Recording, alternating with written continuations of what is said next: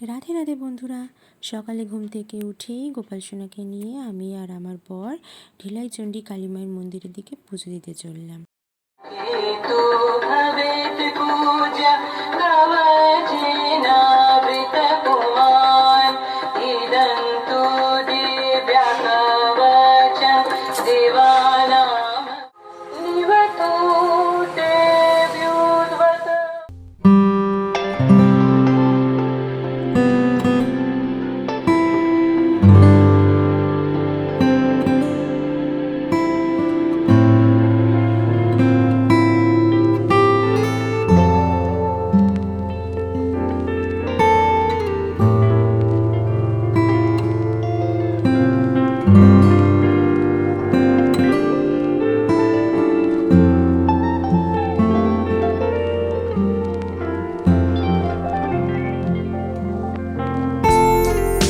এটা হচ্ছে বাবা ভোলেনাথের আসন, আর এই সেই বটগাছ যেখান থেকে এই ঢিলাইচণ্ডী মন্দিরের স্থাপন।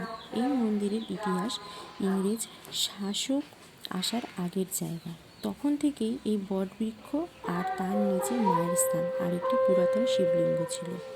এই বটবৃক্ষর সামনে থেকে যত পথিক যেত, যাওয়ার সময় একটি করে ঢিল ছুঁড়ত, আবার ফেরার সময় ঢিল ছুঁড়ে নিজের মনস্কামনা পূরণ করার জন্য।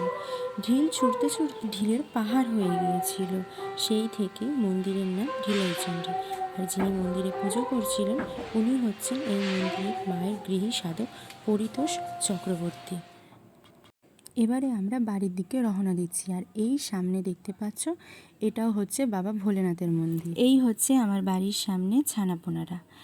আর আজকের ভিডিওতে ঢিলাইচণ্ডী কালী মায়ের মন্দিরের ইতিহাস সংক্ষেপে বললাম। পরের ভিডিওতে এই মন্দিরের সম্পূর্ণ ইতিহাস আর সাধক পরিতোষ চক্রবর্তীর জীবনের সম্পূর্ণ ইতিহাস তোমাদের বলব। রাধে রাধে বন্ধুরা।